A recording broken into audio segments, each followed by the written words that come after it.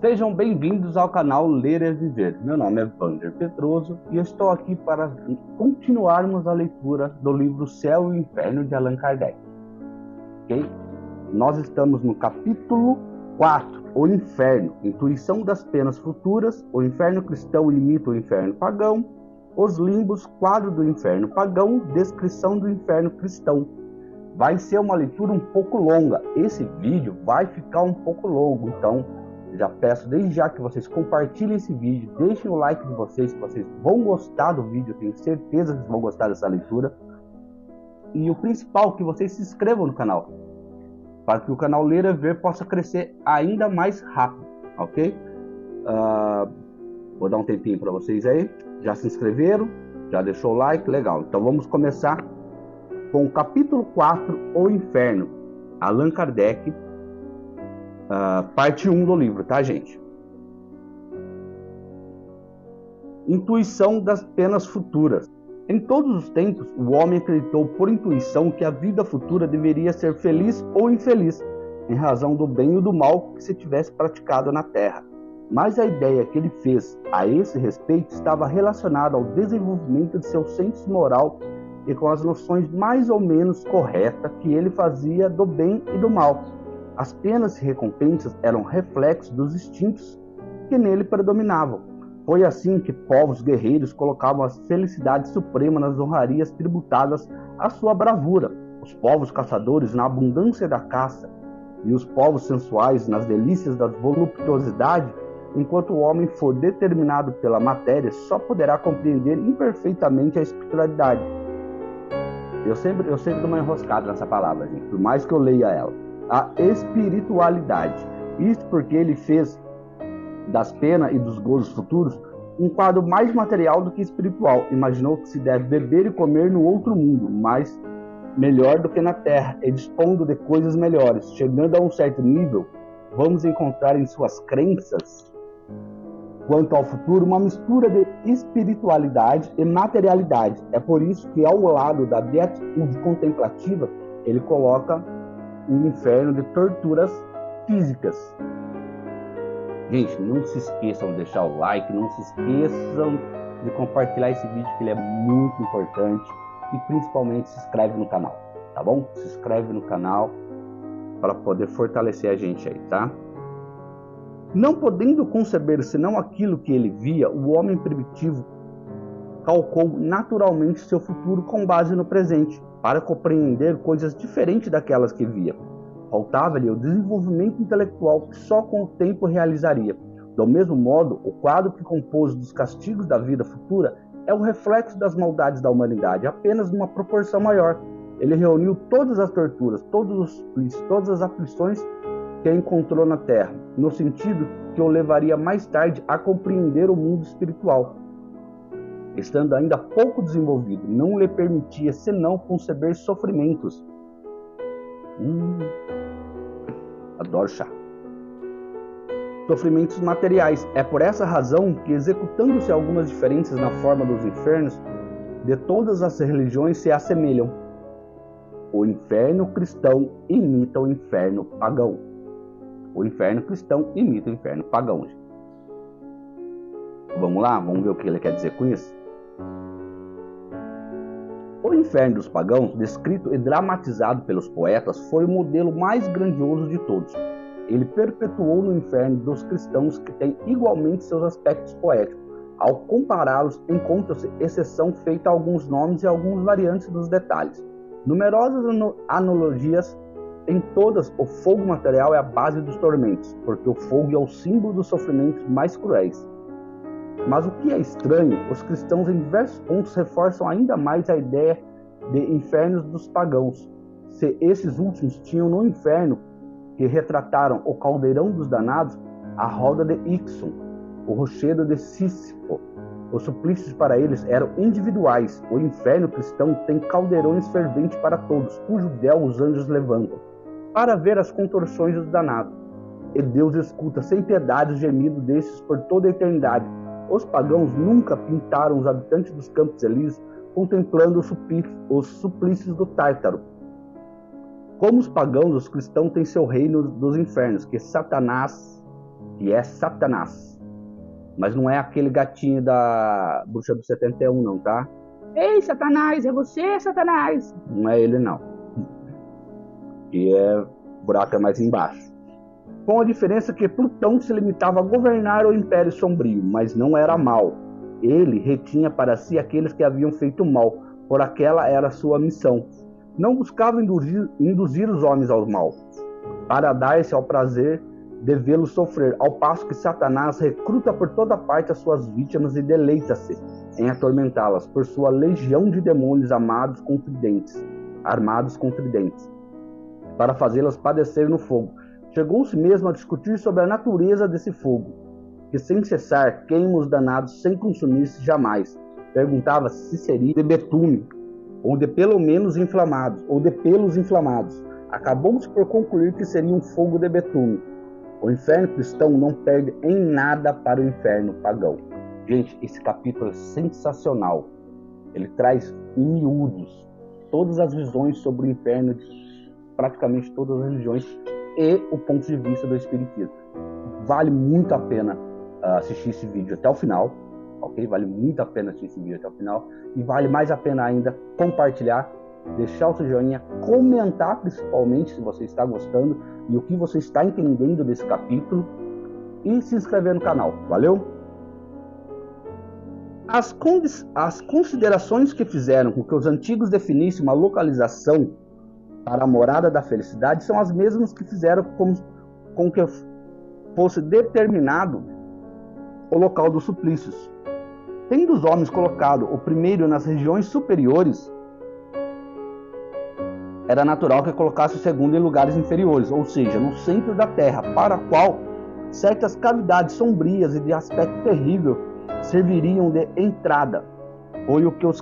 Foi aí que os cristãos por muito tempo localizaram o lugar dos condenados. Notemos ainda a esse respeito uma outra analogia. O inferno dos pagãos tinha de um lado os Campos Elíseos e do outro o Tártaro. O Olimpo, morada dos deuses, dos homens divinizados, ficava nas regiões superiores. Segundo a letra do Evangelho, Jesus desceu aos infernos, ou seja, aos lugares baixos, para retirar dali as almas dos justos que aguardavam sua vinda. Os infernos não eram, então, unicamente um lugar de suplício. Como para os pagãos, eles estavam também nas regiões inferiores. Assim como no Olimpo, a morada dos anjos e dos santos estava nos lugares elevados, colocada para lá do céu das estrelas, que era considerado ilimitado. Essa mistura de ideias pagãs e de ideias cristãs nada tem que nos deva surpreender. Jesus não podia destruir repentinamente crenças enraizadas se ele tivesse descrito as penas e gozos futuros em sua realidade espiritual. Não teria sido compreendido. Faltavam aos homens conhecimentos necessários para conceber o infinito do espaço e o número infinito dos mundos. A Terra era, para eles, o centro do universo. Eles não conheciam nem sua forma, nem sua estrutura interna. Tudo para eles limitava-se ao ponto de vista suas noções. Acerca do futuro não poderia estender-se para além de seus conhecimentos. Jesus encontrava-se então na impossibilidade de iniciá-los quanto à realidade das coisas, mas por outro lado, não desejando sancionar por sua autoridade os preconceitos recebidos, ele se absteve, deixando ao tempo o cuidado de retificar suas ideias errôneas. Ele limitou-se a falar vagamente sobre a vida das bem-aventuranças e dos castigos que aguardavam os culpados. Mas em parte alguma de seus ensinamentos encontra-se o quadro dos suplícios corporais que os cristãos transformaram em artigos de fé. Compridinho esse parágrafo, hein? Bacana, hein?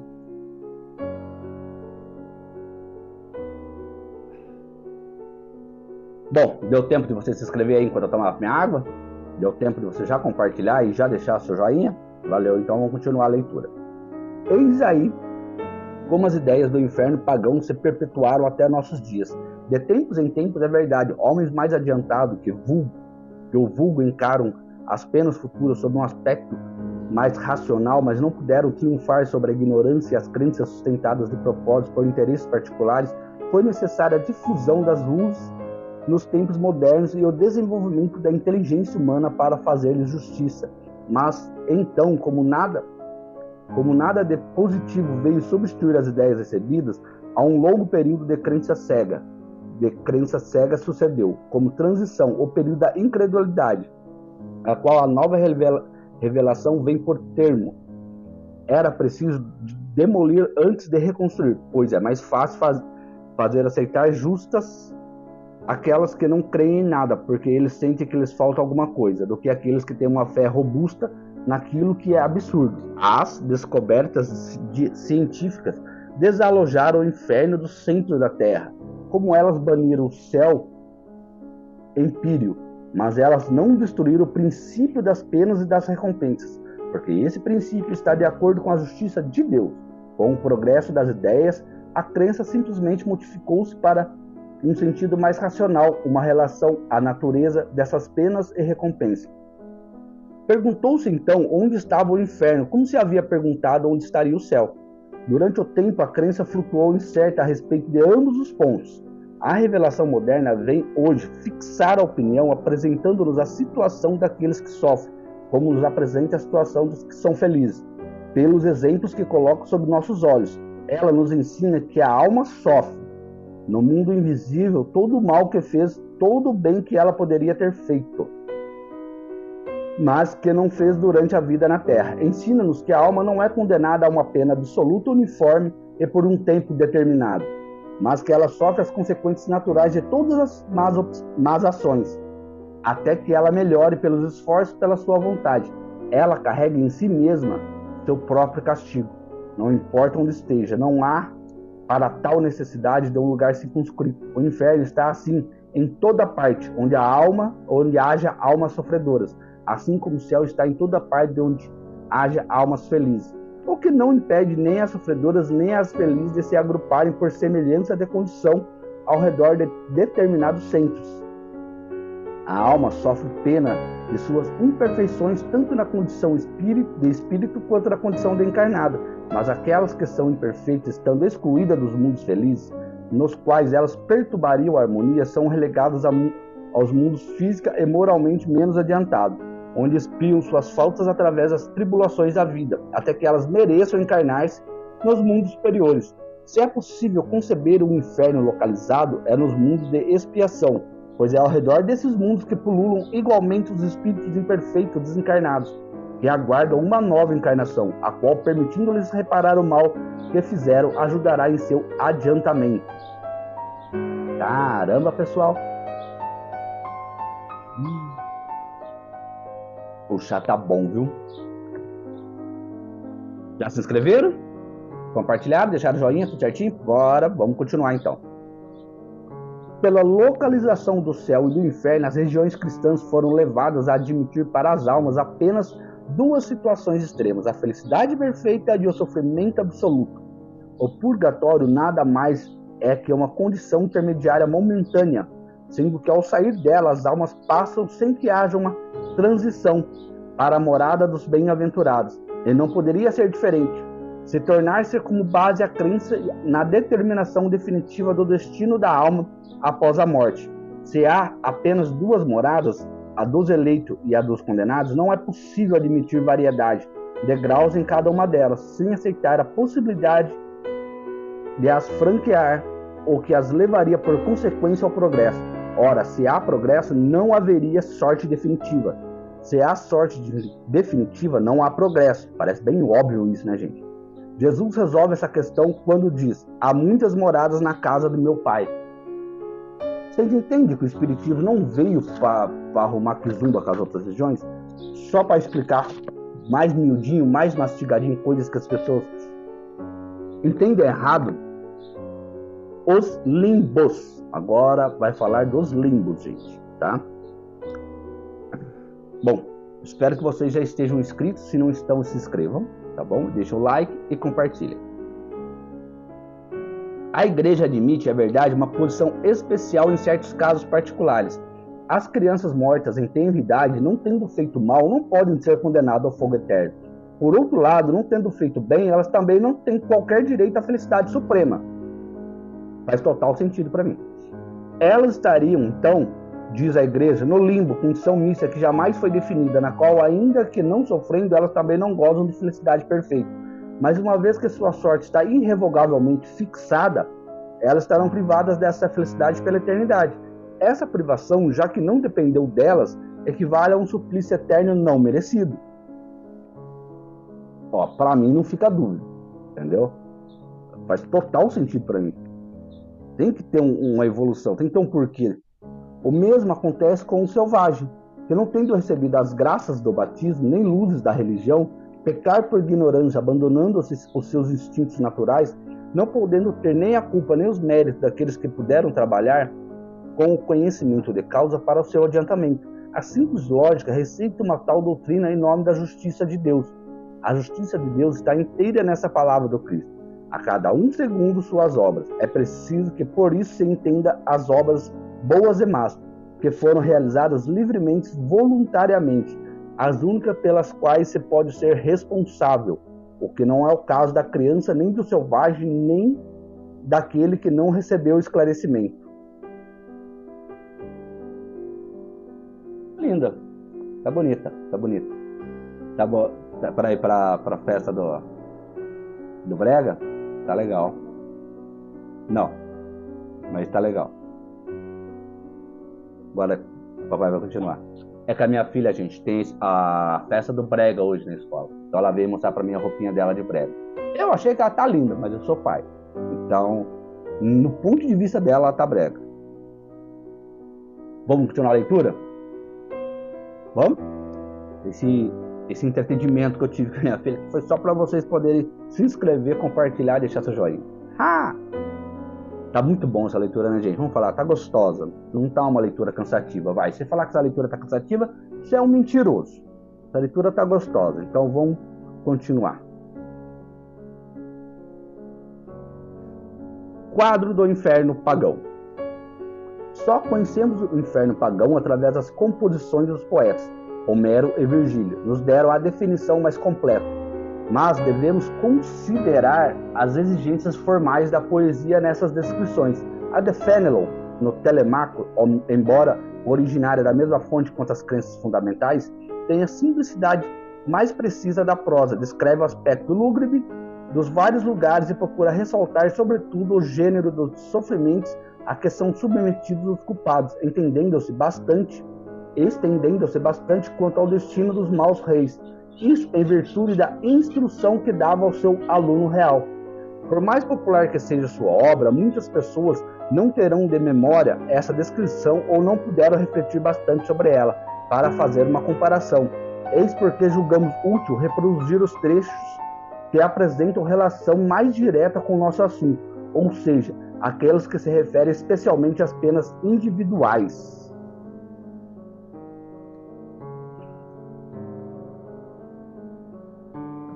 Vai ficar um pouco longo o vídeo, tá, gente? Entretanto, Telemaco ouve os gemidos de uma sombra que não conseguia consolar-se. Qual é a pergunta ali? Ele, sua infelicidade. Quem foi você na terra? Eu fui, responde-lhe a sombra. Nabofazã, rei da soberba Babilônia. Todos os povos do Oriente tremiam ao mero som do meu nome. Eu me fazia adorar pelos babilônios em um templo de mármore, onde eu era representado por uma estátua de ouro, diante da qual eram queimados noite e dia os mais preciosos perfumes da Etiópia. Jamais houve quem ousasse me contradizer sem ser imediatamente punido. A cada dia eram inventados novos prazeres para tornarem minha vida mais deliciosa. Eu era então jovem e robusto. Oh, mas que desgraça! Embora muito ainda me restasse para gozar sobre o trono. Uma mulher que eu amava e que não me amava, bem me fez sentir que eu não era um deus. Ela me envenenou. Não sou mais nada. Ontem minhas cinzas foram colocadas em uma urna de ouro. Choraram e arrancaram seus cabelos. Fingiram ter vontade de se lançarem nas chamas, em que fui incinerado para morrer comigo.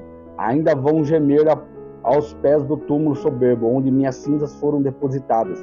Mas ninguém me lamenta. Minha memória causa horror mesmo dentro de minha família. E aqui embaixo sofro já horríveis tratamentos. Telêmaco, tocado por esse espetáculo, disse-lhe: você foi realmente feliz durante seu reinado? Você experimentava essa doce paz sem a qual o coração permanece sempre fechado e murcho em meio às delícias? Não, respondeu o babilônio. Nem mesmo sei o que é que você está falando. Seus sábios louvam essa paz como sendo o único bem. Eu jamais a experimentei. Meu coração estava agitado sem cessar por desejos novos, por temores e esperança. Eu tratava de atordoar a mim mesmo no estremecimento de minhas paixões. Cuidava de manter essa embriaguez para que fosse contínua. O menor intervalo de raciocínio lúcido me teria sido excessivamente amargo. Eis a paz que desfrutei. Qualquer outra coisa que me pareça uma fábula ou um devaneio, eis os bens que lamento. Falando assim, o Babilônio chorava como um homem covarde que se deixou enfraquecer por facilidades e que não se acostumou a suportar uma infelicidade. Ele tinha junto a si alguns escravos que tinham feito morrer. A fim de honrar seu funeral, Mercúrio os havia entregue a Corante como seu rei, a Caronte como seu rei, e eles lhe haviam dado um poder absoluto sobre esse rei que eles tinham servido na terra. Essas sombras de escravos não mais temiam a sombra de Nabofarzã. Elas mantinham-na acorrentada, submetendo-a às mais cruéis indignidades. Uma delas lhe dizia: não fomos homens tanto quanto você? Como pôde ser tão insensato a ponto de acreditar ser um Deus? Não teria sido preciso que você se lembrasse que pertencia à raça dos homens? Uma outra dizia a fim de insultá-lo: você tinha razão para não querer que considerassem um homem, pois você foi um monstro, sem humanidade. Uma outra sombra lhe disse: muito bem, onde estão agora os seus bajuladores? Você não tem mais nada para dar. Infeliz, você não pode mais fazer mal algum. Você agora se tornou escravo dos seus escravos. Os deuses são lentos para fazer justiça, mas finalmente fazem-na. Você se achando a última bolacha do pacote. Diante daquelas palavras duras, Nabofarzã lançava-se com o rosto na terra, arrancando os cabelos num acesso de raiva e desespero. Mas Caronte disse aos escravos: arraste-no pela corrente, erga-no, mesmo que ele não queira. Ele não terá nem mesmo o consolo de esconder sua vergonha. É preciso que todas as sombras do Estig sejam testemunha disso, para justificar aos deuses que por tanto tempo suportaram que esse ímpio reinassem na terra. Ele percebeu logo junto a ele a presença do negro Tártaro. Ele soltava fumaça negra e espessa, cujo odor pestilente causaria a morte caso ela se expandisse na região dos vivos. Essa fumaça cobriria um rio de fogo com turbilhões de chamas, cujo barulho semelhante ao das torrentes mais impetuosas quanto se lançam dos mais altos rochedos ao fundo dos abismos, fazia com que não se pudesse escutar coisa alguma com clareza nesses tristes lugares. Telêmaco, secretamente animado por Minerva, entra sem medo nesse abismo de início. Ele percebe um grande número de homens que tinham vivido nas mais baixas condições e que eram punidos por terem buscado a riqueza por meio de fraudes, traições e crueldades. Ele notou a presença de muitos ímpios e hipócritas que, fingindo amar a religião dela,